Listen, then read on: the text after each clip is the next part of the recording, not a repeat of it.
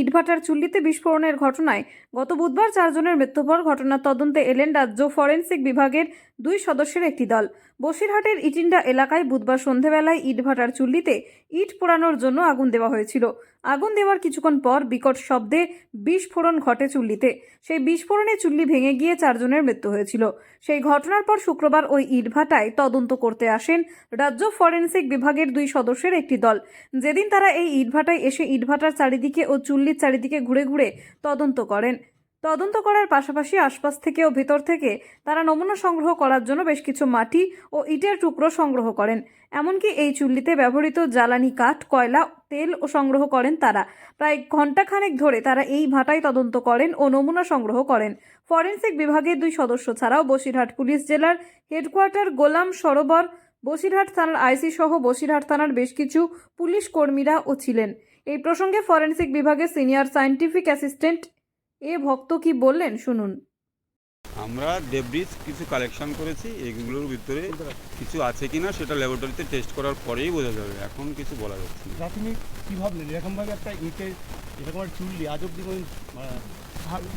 হ্যাঁ হতেই পারে, সেটা এখন হয়েছে, আপনারা তো নিজেরা দেখলেন হয়েছে। এখন সেটার কারণ আমরা সব টেস্ট করে তখন আলটিমেটলি পদার্থ পেলেন যার কারণে হতে পারে, সেগুলো বললাম ল্যাবরেটরিতে টেস্ট করার পরেই বোঝা যাবে। এবং এটা স্টাডি করা হবে, আমরা যা দেখেছি সেগুলো ল্যাবরেটরিতে গিয়ে আমরা স্টাডি করবো, করে তারপরে ফাইনাল রেজাল্ট। সীমান্ত এলাকা তো সেই অর্থে প্রশ্নটা উঠছে, কোনো বিস্ফোরক কিছু আমরা এটা তো টেস্ট না করে বলতে পারবো না কিছু, মানে কাদের সঙ্গে সেটা কেমিক্যাল টেস্ট করতে হবে। কাদের সঙ্গে কথা বললেন আর কি কি পেলেন? কথা বললাম যারা এখানের মালিক পক্ষ আছে, হ্যাঁ তাদের সঙ্গে কথা বলেছি, কথা বলে এই বিষয়টা জানতে চেষ্টা করেছি, কি হয়েছে না হয়েছে, কখন কি হয়েছে ইত্যাদি। কতদিন পরে জানা যাবে রিপোর্ট? কি কি সংগ্রহ করলেন আপনারা? এখানে ডেব্রিজ আর কি, যা আপনারা এই পড়ার পরে যে জিনিসগুলো রয়েছে তার ভিতর থেকে কিছু কালেকশন করা হয়েছে, যেগুলো আমাদের কাজে লাগতে পারে মনে হয়েছে সেরকম। কোনো সন্দেহজনক কিছু পেয়েছে?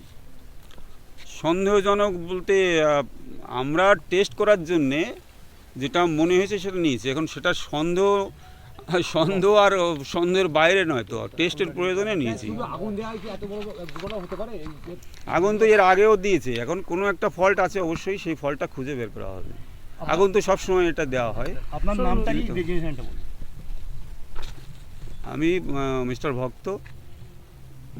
কোন পদে আছে? আমি সিনিয়র সায়েন্টিফিক অ্যাসিস্ট্যান্ট। মানে কি ভক্ত, পুরো নামটা একটু? এ ভক্ত।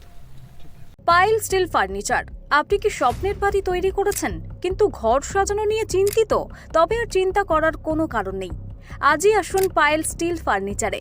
এখানে একই ছাদের নিচে পেয়ে যাবেন নিজস্ব কারখানায় তৈরি স্টিলের আলমারি, শোকেস, খাট, গদি, নিত্য নতুন বিভিন্ন ডিজাইনের সোফা, চেয়ার থেকে শুরু করে ঘর সাজানোর বিভিন্ন আসবাব। এছাড়াও পুরনো আলমারি এবং শোকেস রং এবং সারানো হয়। ঘরকে মনের মতো সাজাতে আপনাকে আসতেই হবে পাইল স্টিল ফার্নিচারে। পাইকারি দরে খুচরো বিক্রেতা। ঠিকানা একটাই, বীরেশ্বর কোল্ড স্টোরের সন্নিকটে, কতুলপুর মিলমোড়, বাঁকুড়া। যোগাযোগ করুন আমাদের এই নাম্বারে 9733175018।